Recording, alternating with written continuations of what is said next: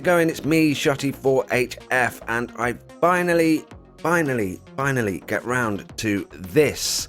All of you amazing people kindly left comments on my other video saying I should check this out, so I did, and I thought I'd make a quick short video on it and share it with you. This is a free VST arpeggiator and step sequencer, and it goes by the name of BlueARP. I'm joking, of course it's not, it's Blue Arp, nice and straightforward, no mistakes there, and it's available in VST 2.4 and VST 3 formats, and it is also available for Mac. As always, I'll leave a link in the description, and I will say here, as always, if you like this video or you find it useful, please like and subscribe because I will be doing more, and let me know in the comments if there's any other software or plugins I should check out. Let me know, I really appreciate it, thank you. So, like I say, this is going to be quite a short video because I've broken it down into a few main sections. And that is first impressions, a quick overview of some of it and hear it working, because there is so much going on with this thing. And to be totally honest, I haven't figured everything out yet. So a quick look at some of its more basic functions. And then there's a couple of little issues that I had with it, which I'm not totally sure about. I'll go over those as well. And then I'll show you a track that I made with it. And interestingly, mainly using its presets. So with that said, here we go. Okay, I've got Blue Arp loaded up, and of course I have looked at this thing a few times now, but I'll give you my first impressions. When I first loaded this up, there's just so much going on over here, so many different numbers and menus and parameters. To be honest, I just wanted to go back to bed and start my life all over again, because this whole section here was just way too confusing. But really, when you start to look at it, it's not actually that bad. So I'll go over a few of the things that I've noticed with it, I guess. But the main section I'm going to concentrate on is this kind of matrix section over here. But just looking at this bit here, you have some things that you would expect to see, like the number of steps, for example. Then the sync, which is obviously the tempo and timing. Also, you've got, you know, the gate time, so the length of the notes, the restart. You've also got swing, you know, to give it that kind of offbeat groove, like I mentioned in the other video. And then the output filter as well. You can change the transpose, the octaves of what's actually coming out the other side of Blue Arp. There's random velocity, random start, random gate. So yeah, once you start to move some of these things around and, you know, start to change some of these, you will get various different patterns and sequences and stuff like that. So the other thing you can also do with this is chain a number of sequences together. Now, I haven't experimented with this very much, but that would mean essentially that you could create a whole performance throughout maybe the whole song, where this thing is just constantly working all the time and changing those patterns and those sequences to kind of give it a continuous rhythmic effect, you know, as something that, like I say, a whole performance that goes all the way through the track, rather than what I've been doing with it is just making, you know, arpeggios and sequences and then recording them out and then using them on different instruments and for different sections, like maybe just the chorus or the verse or whatever.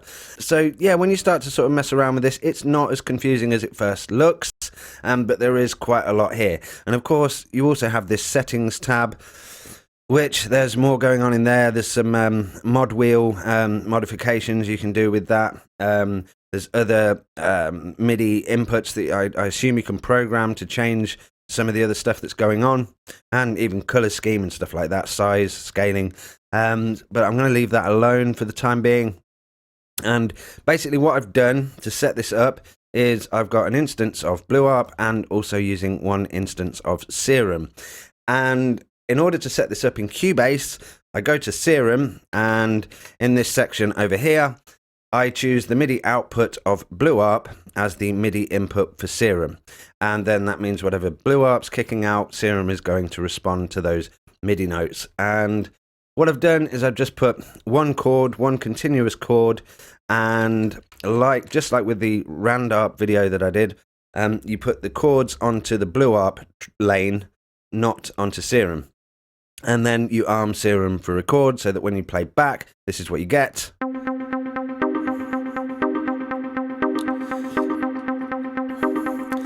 So Blue Arp is now triggering Serum. And let's look at this section over here, this grid matrix, whatever you want to call it, sequencer, step sequencer, whatever. You've got all these various options down here. And interestingly, it starts when you open it up on key select. But really, where it gets interesting is in step type, which is where I've just clicked around and tried to come up with a bit of a different pattern. So you've got basically normal notes. And I will say that when you click on this grid, it kind of moves these blocks about and replaces it. Wherever you click, it will replace the block that's underneath. And, you know, one quick way of resetting it is just to scroll across with the mouse like that. And then you can set them all up to the same thing. So it saves having to click one by one. So on this, I was just kind of messing around. And what I like is this chord section up here. So you can create, you know, that kind of pattern where whatever chord it is that you've got in your MIDI notes will then come through as a chord on that timing. So like I've done here, for example. Indicated by the sequencer light down here, that when it gets to the chord section, it will play the whole chord, and over here it's playing single notes, which says normal there. You've obviously got rest, which obviously creates a gap or an extension of that note. Tie, I'm not entirely sure what that is. Let me know in the comments if you know. And then random, of course, which anything that says random is always going to give an interesting and unexpected result. So let's just click on a few of those and see what happens. And as you would expect, it's just creating random notes in between, which, yeah, is good for kind of inspiration, or if you don't actually know what it is that you want to make. So when you go to key select over here, you've got key 2, key 3, key 4, you've got a root note and a fixed note. So again, you can just get creative with this and just start changing some of it. I'm not going to be particular about this. I'm literally just going to click a few blocks on here and just see what happens.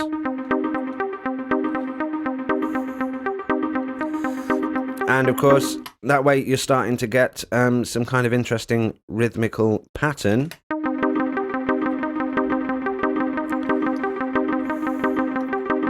And I kind of like that already. Now, also you have another lane here, Octave, which is fairly straightforward, +1, +2 octaves, -1 and -2. So you can really start to go across those octaves with whatever pattern you've already created.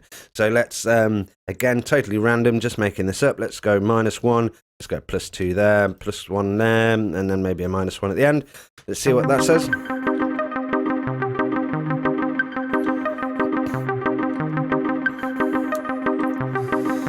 Pretty cool. I can feel a tune coming on already. Just add a beat to that and maybe copy it to another couple of instruments, and yeah, you're on your way to maybe making a tune, maybe.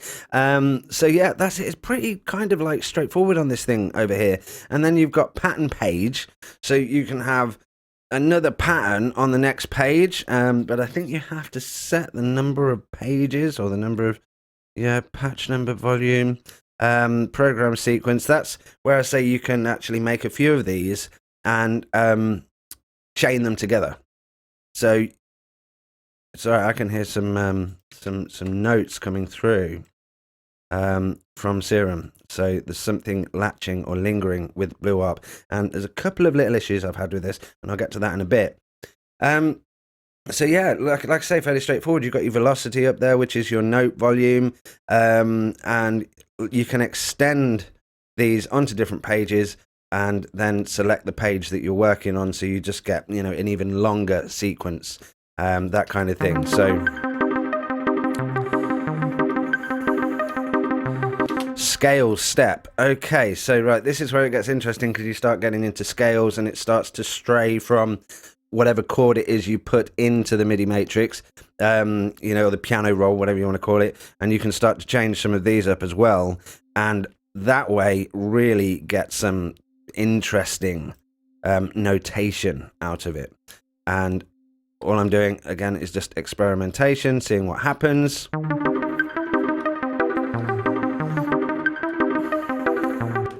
And, you know, that sounds pretty awful, to be fair, so I'm going to leave that alone. But my main point is with this is to really get creative with these different lanes. Okay, so you're not just stuck on one thing, like the step type, for example. You know, maybe create a pattern with the step type, like I've done here with the chords and everything else, but then move on to your key select and start to change that up a little bit. Then the octave, if you like, to maybe, you know, to sort of span further across the keyboard, you know, and then moving on to scale step can really change things up, definitely making things a little bit more interesting. So with that said, what I've done is I've set this up. So like I say, it's feeding into Serum, and what I was doing with it, with the track that I was making when I was using Blue Arp on most of the elements, is just like I did with Roundup in the other video, arm Serum for record and press record.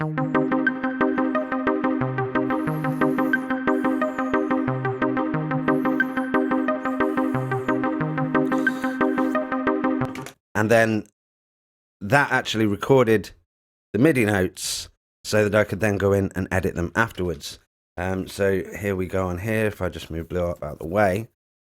So you can see on here, but what I found I had to do after I've recorded that, because there seems to be, you know, it's not quite on the grid. What I would actually do is quantize it, okay? And then it's important after that that you turn off Blue Arp, or at least, you know, get rid of the MIDI event so that it's not triggering that anymore. So all you have is the notes that Blue Arp recorded onto the Serum lane.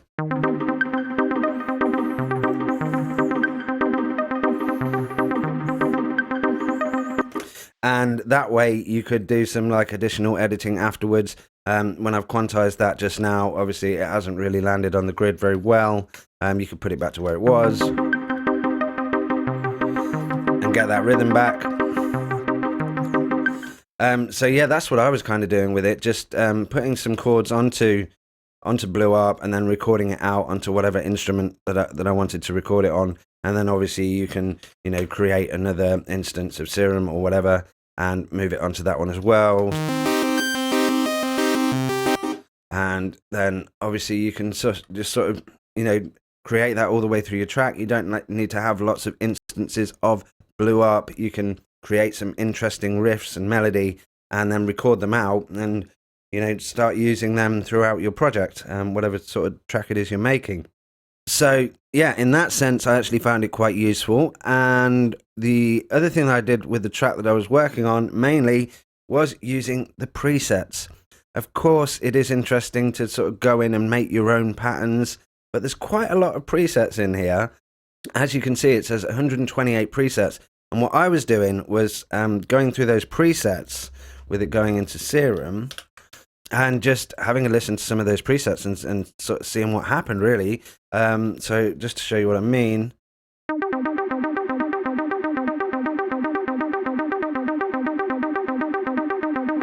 That's a fairly good rhythm, and, you know, I will say that the presets in here are pretty good.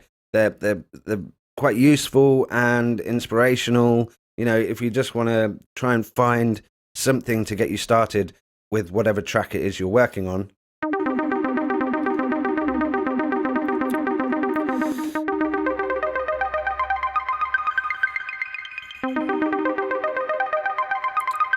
And you can see there that there's more than one pattern page, so you can go over to the pattern page 2 and pattern page 1 and make some edits there. So it's obviously continuous, and it's showing you which page it's on. When you look at the indicators here, it's on 1 there and 2.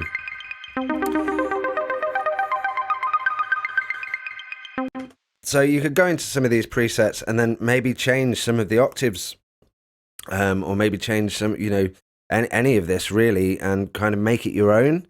So yeah, definitely that is something worth checking out. And what I'm going to do is when I show you the track that I made, I'll let you know the presets that I used. And lastly, just before I do that and I show you the track that I made with it, I will say I did have a couple of issues with this. Sometimes when I would load up Blue Arp, it would spike. It would peak with some sort of signal that just went off the scale. And it was actually, you know, a very loud sound, and I would have to mute it straight away. I'm not going to try and replicate it now because, like I say, it's a horrible sound. I actually don't like what it's doing. I'm not sure why it's doing it, whether it's kind of isolated to my setup or Cubase or something like that. But what I found was that when I was loading in BlueARP here, I've got the VST3 version and the VST 2.4 version, I believe it is. And I found that I had more issues with the VST3 version than I did the VST 2.4 version. So I've stuck with that really, and I've actually had less issues.